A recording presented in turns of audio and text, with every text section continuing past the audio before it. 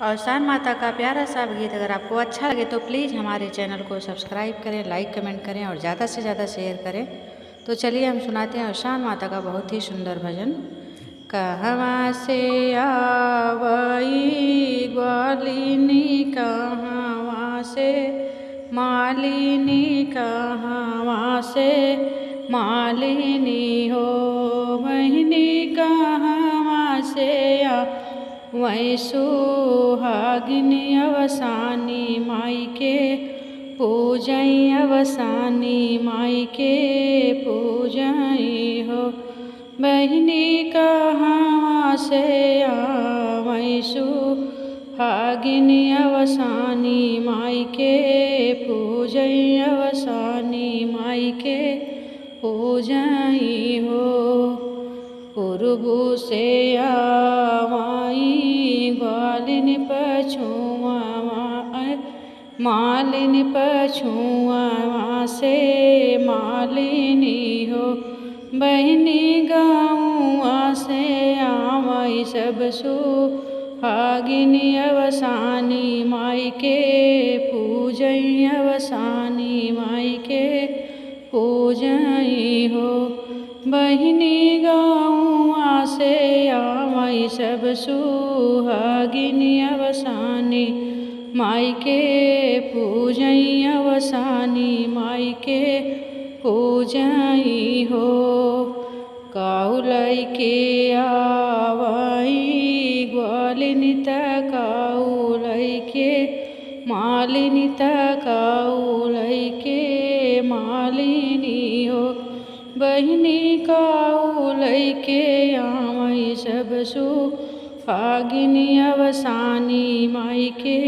पूजई, अवसानी माई के पूजई हो बहिनी, काउलई के आवई सब सुहागिनी अवसानी माई के पूजई, अवसानी माई के पूजई हो।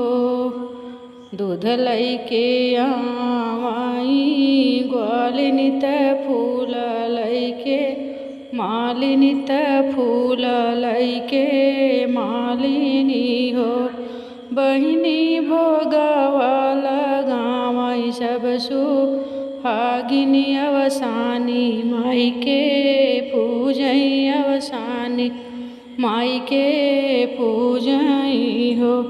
बहिनी, भोगवा लगावई सब सुहागिनी अवसानी माई के पूजई, अवसानी माई के पूजई हो।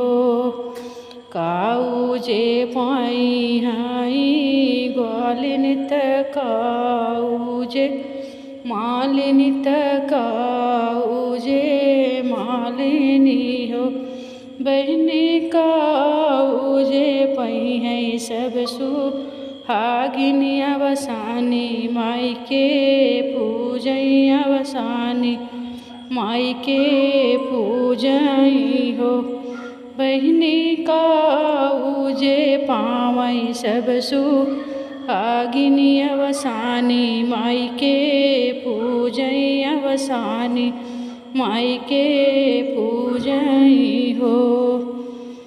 दूधवा जे पाई हाई ग्वालिनी, फूलवा जे मालिनी, फूलवा जे मालिनी हो बहिनी, सुहाग जे पई है सब सुहागिनी अवसानी माई के पूजई, अवसानी माई के पूजई हो बहिनी, सुहागवा जे पई है सब सुहागिनी अवसानी माई के पूजई, अवसानी माई के पूजई हो बहिनी, सुहागवा जे पई है सब सुहागिनी अवसानी माई के पूजई, अवसानी माई के पूजई हो। तो ये प्यारा सा अवसान माता का गीत अगर आपको अच्छा लगे